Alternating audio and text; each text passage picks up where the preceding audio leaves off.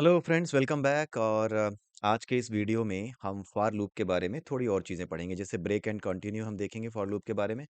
उसके अलावा nested for loop, यानी एक फॉर लूप के अंदर दूसरा फॉर लूप क्या हम चला सकते हैं? बिल्कुल चला सकते हैं। जैसे वाइल लूप के अंदर वाइल लूप चला सकते हैं, वाइल लूप के अंदर डू वाइल लूप चला सकते हैं, फॉर लूप के भीतर भी आप वाइल लूप चला सकते हैं। आप एक लूप के भीतर दूसरे तरह का लूप बिल्कुल आराम से चला सकते हैं, या उसी लूप के अंदर उसी तरह का लूप, फॉर लूप के भीतर फॉर लूप, वाइल लूप के भीतर वाइल लूप, डू वाइल के भीतर do while loop. Anything is possible, आप कर सकते हैं। ठीक है। Based on the different situations आप वो करते भी हैं। जैसे खास करके जब हम एरेज पढ़ेंगे तब आपको इस तरह की चीजें देखने को मिलेंगी कि आपको लूप जो है, लूप इनसाइड लूप, इस तरीके से चीजें चलानी पड़ेंगी। राइट। उसके बाद हम देखेंगे कि break with nested for loop. Nested for loop में अगर आपने ब्रेक का यूज किया है तो कहाँ से ब्रेक होता है लूप। राइट। उसके अलावा एक और छोटी सी चीज देखेंगे कि स्कैन एफ फंक्शन जो है वो क्या रिटर्न करता है। राइट। अक्सर आपने देखा होगा स्कैन एफ जब भी हम यूज करते हैं तो ये यहाँ पर एक मैसेज आता है, एक वार्निंग आती है जो कहती है रिटर्न वैल्यू इग्नोर्ड। इसका मतलब है कि स्कैन एफ कुछ वैल्यू रिटर्न करता है, बट वो क्या रिटर्न करता है ये हम देखेंगे। ठीक है। जैसे प्रिंटफ के बारे में हमने देखा है कि प्रिंटफ भी रिटर्न करता है। प्रिंटफ क्या रिटर्न करता है? जितनी वैल्यूज आपने प्रिंट कराई हैं, जैसे जितने कैरेक्टर आपने प्रिंट कराए हैं, यहाँ पे क्या है, 1 2 3 4 5 6 7 8 9 10 इंक्लूडिंग स्पेस, आप गिनते जाइए जितने भी कैरेक्टर्स आपने स्क्रीन पे प्रिंट कराए हैं, वो सारे कैरेक्टर्स वो प्रिंट करता है, वो सारे कैरेक्टर्स वो रिटर्न करता है कि इतने कैरेक्टर्स मैंने प्रिंट कराए थे। अब स्कैन एफ का हमें देखना है कि स्कैन एफ क्या रिटर्न करता है। राइट। ये हम सबसे लास्ट में देखेंगे। अभी हम सबसे पहले देखेंगे break and continue with the for loop. तो उसके लिए, ब्रेक के लिए मैं एक एग्जांपल आपके सामने रखता हूँ। यहाँ पर मैंने क्या किया है कि यूजर से ये पूछा है, जो भी यूजर होगा, जो भी इस एप्लीकेशन को रन कराएगा, उससे ये पूछा है कि please provide numbers to sum. User को कुछ नंबर्स प्रोवाइड करने हैं ताकि उनको सम करके हम दिखा सकें। ठीक है। लेकिन कब रुकेंगे? रुकने के लिए हमने उससे बोला है कि जब भी आपको रुकना हो तो आप -999 ये वैल्यू प्रोवाइड कर देना, तो हम रुक जाएंगे। अब यहाँ फॉर लूप में मैंने किया, आपने देखा होगा कि फॉर लूप में मैंने कोई भी कंडीशन नहीं दी है, तीनों चीजें खाली छोड़ी हैं। इसका मतलब ये है कि ये इनफाइनाइट लूप की तरह काम करेगा। जब भी आप फॉर में कोई भी कंडीशन नहीं देते, कोई भी इनिशियलाइजेशन नहीं करते, तो ऑब्वियसली आपने उसको ओपन कर दिया है इनफाइनाइट एग्जीक्यूशन के लिए। इनफाइनाइट टाइम्स चलेगा, ये रुकेगा ही नहीं। रोकने के लिए आपको इनसाइड कुछ करना पड़ेगा। राइट। तो इस एग्जाम्पल को लेने के लिए केवल मैंने यहाँ पर ये चीज़ की है। यहाँ फॉर लूप के अंदर मैंने क्या किया है, सबसे ऊपर एक मैसेज दे दिया है कि आपको -999 प्रोवाइड करना होगा अगर आपको रुकना है तो। ठीक है। और इस लूप के भीतर हम यूजर से नंबर मांगते जाएंगे, प्लीज प्रोवाइड नंबर। ये नंबर मांगता रहेगा, तब तक मांगता रहेगा जब तक कि आप इसको -999 प्रोवाइड नहीं कर देते। जैसे ही आप इसको -999 प्रोवाइड करोगे, वैसे ही यहाँ से ये ब्रेक कर जाएगा और जो भी सम में एक्युमुलेटेड होगा वो बाहर यहाँ पे प्रिंट हो जाएगा। राइट। तो इस तरीके से आप जो है फॉर लूप से बाहर आ जाएंगे। तो फॉर लूप में जैसे ही ब्रेक मिलता है वैसे ही ये फॉर लूप ही खत्म हो जाता है। जैसे वाइल लूप में होता था वही फॉर लूप में है। तो इसको हम चला के देखते हैं कि ये क्या करेगा हमारे लिए।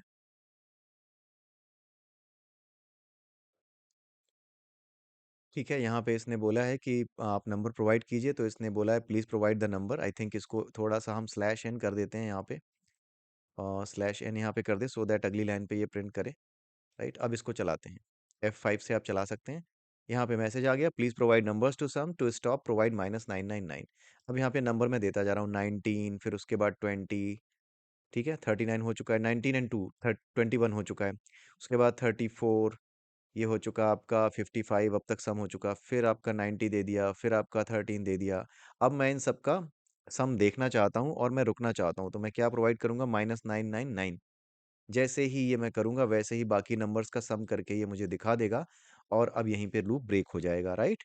तो ये होता है ब्रेक का यूज। राइट। आपको कहीं से भी ब्रेक करना है लूप को किसी कंडीशन में, तो इस तरह की कंडीशंस आप फॉलो कर सकते हैं।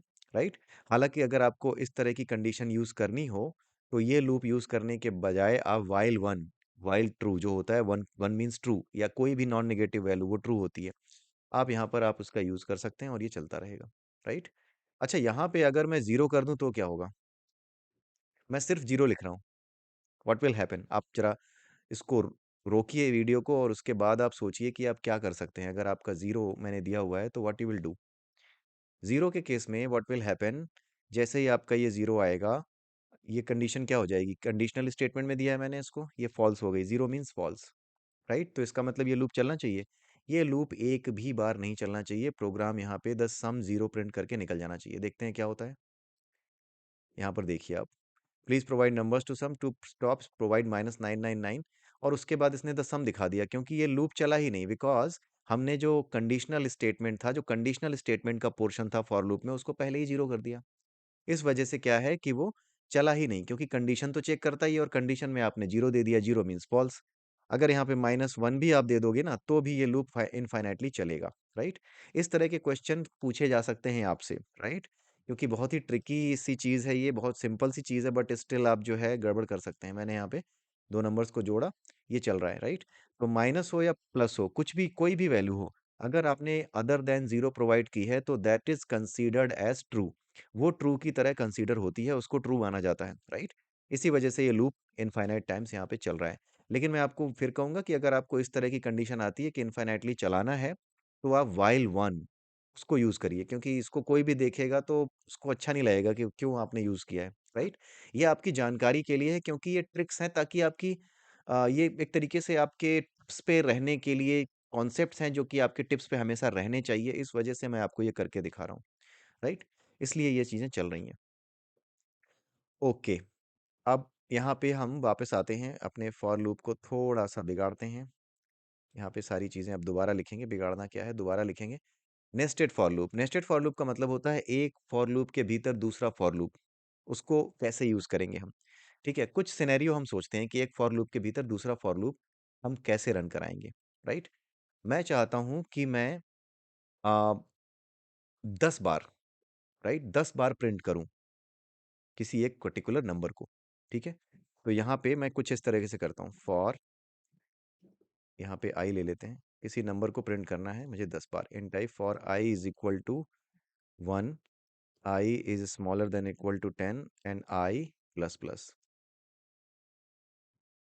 ठीक है। मुझे किसी पर्टिकुलर नंबर को 10 बार प्रिंट करना है, कोई एक नंबर, राइट। सपोज मुझे प्रिंट करना है 20 प्रिंट करना है, तो यहाँ पर मैं क्या करूँगा, प्रिंट एफ,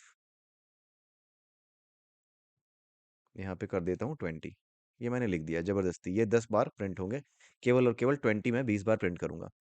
लेकिन मैं ये चाहता हूँ कि ये 20 जब भी प्रिंट करे, ठीक है, यहाँ पे क्या करे कि 20 प्रिंट करने के बजाय यहाँ पर मैं ये इसको प्रिंट कराना चाहता हूँ, please give me any number, right. इसको हम कुछ दूसरा कर लेते हैं, वो एग्जाम्पल थोड़ा सा छोटा ही लग रहा था मुझे, उतना अच्छा नहीं लग रहा था वो एग्जाम्पल। हम यहाँ पे क्या करेंगे कि 10 बार यूजर को क्या करेंगे, 10 बार यूजर को ये बताएंगे कि कौन सा नंबर का मुझे फैक्टोरियल निकालना है, राइट। यहाँ पे यूजर मुझे नंबर देगा, राइट। यहाँ पे जैसे मैंने इसको प्रिंट एफ, या सॉरी, यहाँ पे इंट एन ले लिया, ठीक है।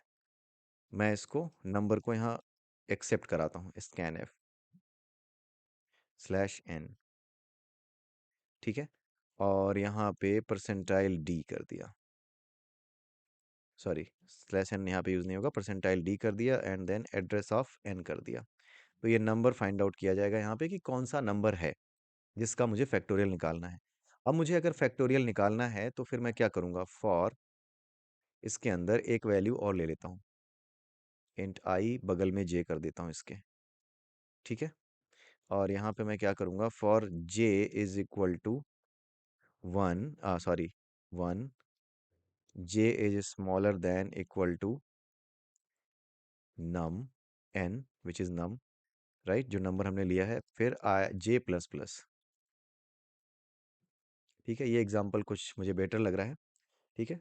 For j is equal to 1, j is smaller than n and j plus plus. अब मैं क्या करूंगा, जो नंबर मैंने लिया है, राइट, उसका फैक्टोरियल निकालना है, इंट एन, और यहाँ पे एफ ले लेता हूँ फैक्टोरियल के लिए, ठीक है। तो यहाँ पे मैं लिखता हूँ f is equal to f into j, ठीक है।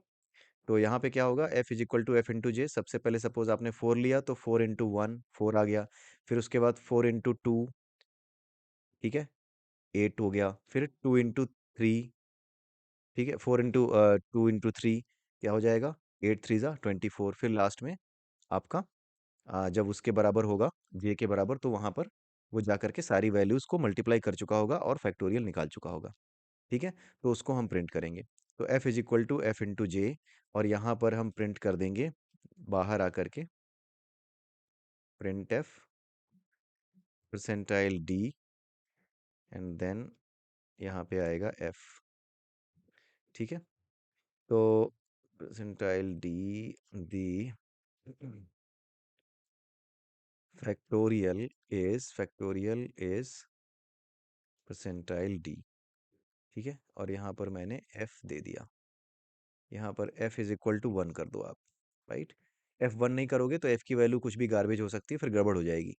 आप इस तरह के चीज़ों में जहाँ पर आपको सम निकालना है, मल्टीप्लिकेशन निकालना है, कोई मैथमेटिकल ऑपरेशन करना है ना, वहाँ पर आप 0 एंड 1 से इनिशलाइज कर दिया करिए। 0 कब इनिशलाइज करेंगे? जब आपको सम निकालना हो। ठीक है, और 1 कब इनिशलाइज करेंगे? जहाँ पे आपको मल्टीप्लिकेशन करना हो, वहाँ पे आप जो है 1 को 1 से इनिशलाइज कर सकते हैं वैल्यू को। ठीक है, अब यहाँ पे अगर आप इसको चला के देखेंगे तो ये आपसे, इसको मैं 10 बार नहीं चलाता, मैं इसको 5 बार चलाऊंगा। ठीक है, 5 बार चलाने के बाद मैं क्या करूँगा, 5 बार ये मुझसे नंबर पूछेगा, 5 नंबर्स पूछेगा और पांचों के फैक्टोरियल बताएगा। जैसे 4 मैंने दिया यहाँ पे, तो 4 का फैक्टोरियल दे देगा 24। मैं यहाँ पर स्लैश एन का यूज़ करना बार बार भूल जाता हूँ, फिर दिक्कत होती है। स्लैश एन, फिर यहाँ पर स्लैश एन, हर जगह स्लैश एन आप यूज़ कर लीजिए। एंड देन मैं इसको चलाता हूँ। Please give any number which is, मैं यहाँ पे दे देता हूँ 5, तो 120 आएगा। अब मैं देता हूँ 4, इसका आएगा ओके। एक्चुअली एफ़ जो है ना, मैंने यहाँ पर एफ़ को जब यहाँ से बाहर निकलूंगा तो फिर से एफ़ को क्या करूँगा, 1 कर दूंगा। ठीक है, यहाँ पर चलने से पहले मैं एफ़ को दोबारा 1 कर दूंगा। ठीक है, यहाँ पर इनिशलाइज करने की ज़रूरत नहीं है। क्यों दोबारा 1 कर दूंगा? क्योंकि जब अगली बार आप आओगे तो अगले नंबर के लिए आपको एफ़ से फिर मल्टीप्लाई करना है, और अगर पुराना एफ़ की वैल्यू यहाँ पे सेव रहेगी तो उसी से मल्टीप्लाई होता रहेगा, इसीलिए उसने गलत आंसर दिया था। अब आप यहाँ पे इसको चलाइए, पहला नंबर आप दीजिए 5। ठीक है, 120 आया, 4 इसका, 24 आया, फिर आया 7 इसका, आया 50 40 यही आएगा। उसके बाद आपने दिया 6, 6 का आएगा 720। ठीक है, उसके बाद आपका 9 आया, 9 का आपका आएगा 36, 28 80, ये इसका फैक्टोरियल आएगा। तो इसने 5 नंबर्स हमसे पूछे और फैक्टोरियल दिया। ठीक है, लेकिन हम चाहते हैं कि अगर 5 नंबर्स का ये फैक्टोरियल दे रहा है तो मीनवाइल अगर किसी ने मुझे 10 से बड़ा नंबर प्रोवाइड कर दिया, जैसे 1 से लेकर के 10 तक के बीच की कोई नंबर आपने दी है, कोई नंबर आपने दिया है, तब तो ये फैक्टोरियल प्रिंट करेगा, कैलकुलेट करेगा। और अगर आपने ऐसा किया है कि 1 से 10 के बीच कुछ भी ऐसा दे, 1 से 10 के ऊपर कुछ भी दिया है, जैसे 11 दे दिया है, 10 से ज्यादा दे दिया है, इन दैट केस क्या करेगा, ये इस लूप को क्या करेगा, ब्रेक कर जाएगा। मतलब स्टार्टिंग में ही चेक करेगा, if n double equals to m n greater than 10, right, then क्या होगा, आई विल ब्रेक। ठीक है, तो ब्रेक करने पे क्या ब्रेक होगा, कौन सा ब्रेक होगा? एक बाहर का फॉर लूप है, एक भीतर का फॉर लूप है। जिस जिस फॉर लूप के भीतर ये है, केवल उसी फॉर लूप से आप बाहर आओगे, पूरे बाहर के फॉर लूप से बाहर नहीं आओगे। बाहर के फॉर लूप से अब तब बाहर आओगे जब बाहर के फॉर लूप में कोई ऐसी कंडीशन लगी हो जहां से इसको ब्रेक किया जा रहा हो। अदरवाइज आप जिस फॉर लूप के भीतर हो, केवल उसी फॉर लूप से बाहर आओगे। यानी ये 5 नंबर अभी भी हमसे मांगेगा, लेकिन 10 से बड़े किसी भी नंबर का, कोई भी ऐसा नंबर जो आपने प्रोवाइड किया है जो कि 10 से बड़ा हो, उसका ये फैक्टोरियल कैलकुलेट नहीं करेगा। Please give me any number less then और इक्वल टू 10। ये मैंने पहले ही बता दिया।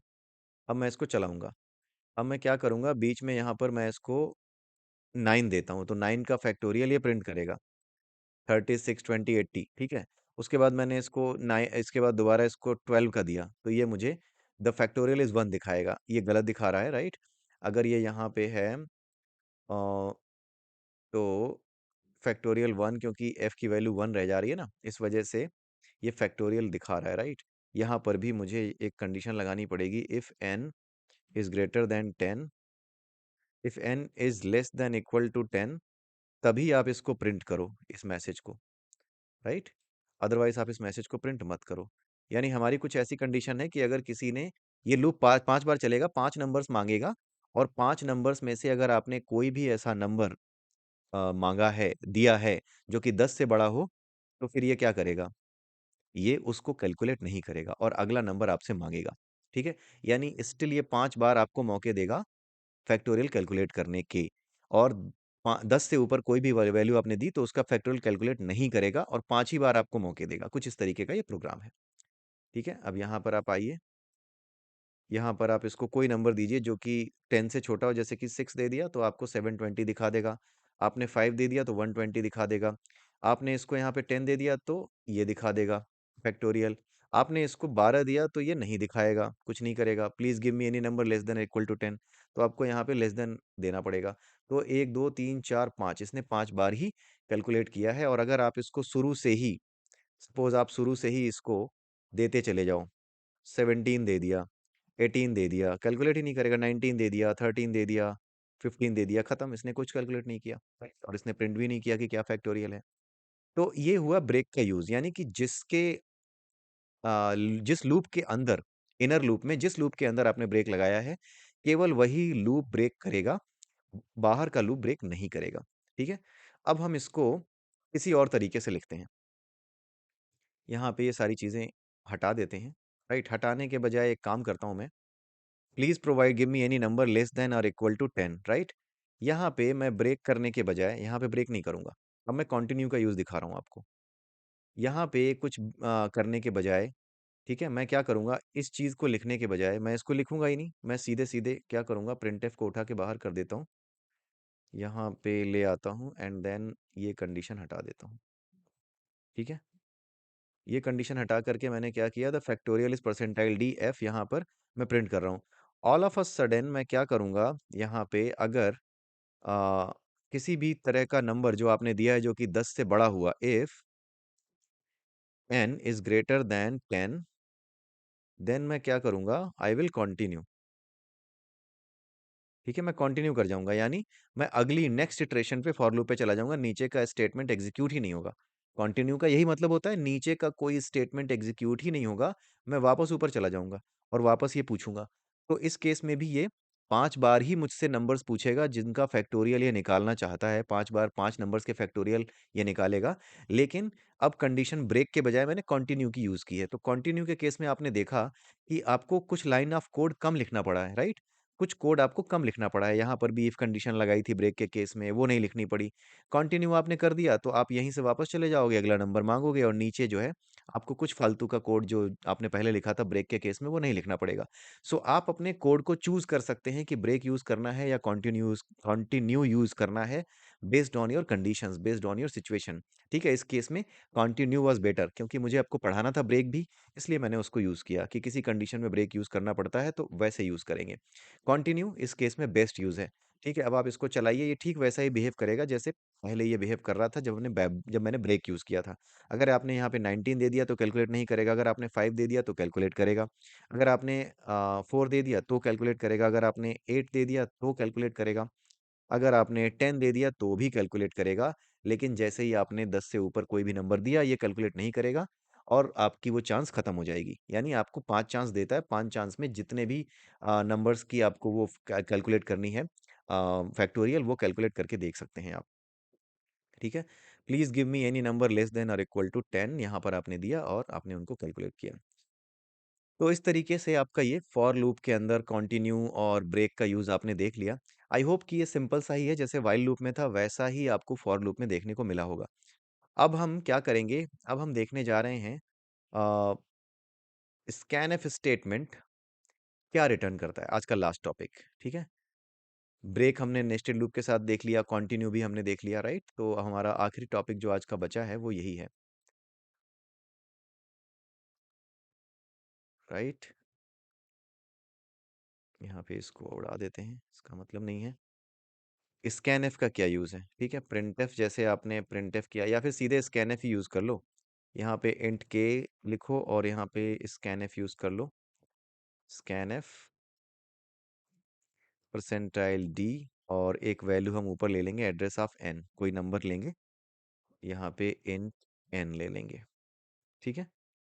और यहाँ पे हम क्या करेंगे, प्रिंट करेंगे प्रिंटफ परसेंटाइल डी, और प्रिंट क्या करेंगे, we will print slash n कर देते हैं ताकि अगली लाइन पे प्रिंट हो।